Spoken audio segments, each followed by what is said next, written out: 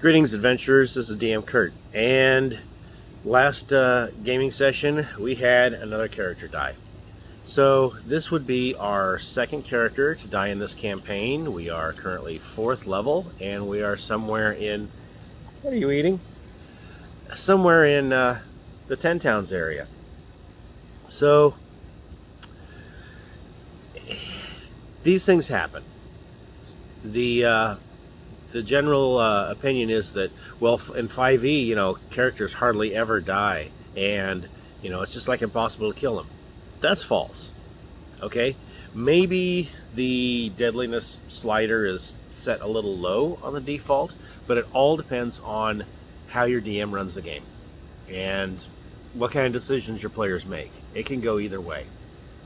So in this particular scenario, we had 4 level 4 characters and a guide. I don't want to give any spoilers for anybody, but for our guide, they led us into an ambush. We fought a number of creatures under the guide's control, and we got to a point where the ranger was locked in combat with an awakened tree at one end of the map, and the fighter was down on the other end of the map. The monk fought with a giant skeleton that had some kind of a cold ray ability. Beat that because bludgeoning, the monk loves fighting skeletal creatures because bludgeoning does double damage, just loves it. So we knocked down that skeleton, and then he had to deal with some kind of, I don't know, maybe air elemental or something. It was invisible, so we didn't know. And there's 1 or 2 of them. Our druid in the party tried to cast Healing Word on the fallen fighter who was rolling death saves, and the guide counterspelled that, because counterspelling healing, that's ouch. The guide, who was an evil druid, ran over to the fallen fighter. It's like, oh no, that I don't know what you're doing, but that can't be good. So the monk and the druid ran over to fight this evil druid or guide that we had, and the ranger's still locked in combat with the awakened tree. Well, we don't know what the air elemental or whatever was doing. Took an opportunity attack at the monk as he ran away to go deal with this guide who'd moved over to the fighter. The guide cast some spells. There was a little bit of combat there, and the guide cast Fly, headed straight up.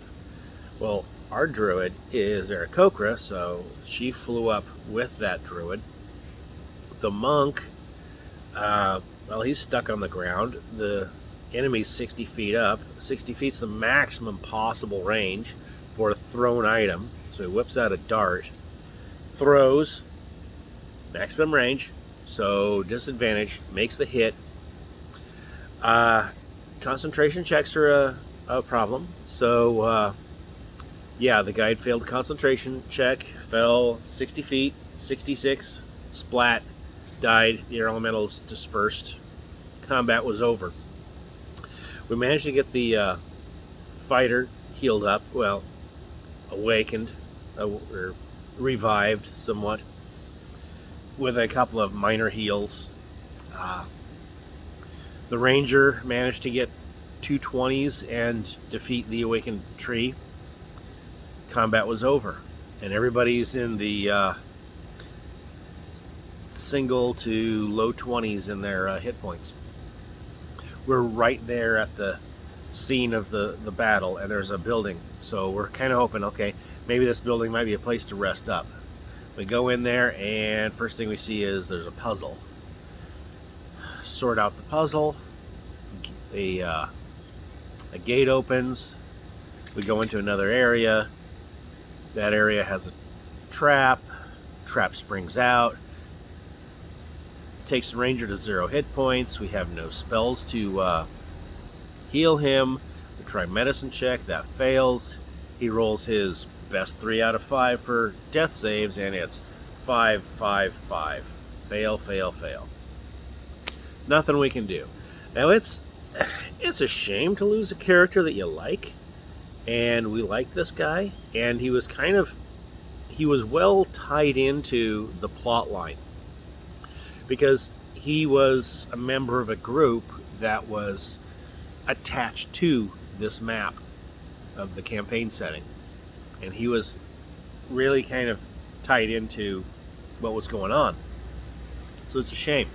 Now, am I bitter or angry about that? No. And the reason is there's always an understood risk. So, as I say, no risk it, no biscuit. You don't get the reward unless you take a chance. You just gotta have that knowledge that, in D&D, whether you're running it or playing it, it would be boring if there was no risk whatsoever of losing a character. But it would also be demoralizing and boring if every single session characters died. Because then you realize everybody is temporary. All these characters aren't worth really knowing each other's names or developing personalities and backstories for. So if you're just cycling them in and out, I don't like that particular style of play. But I also kind of like there being a bit of a risk. So you got to figure out for yourself when you're running your games where you want that to lay.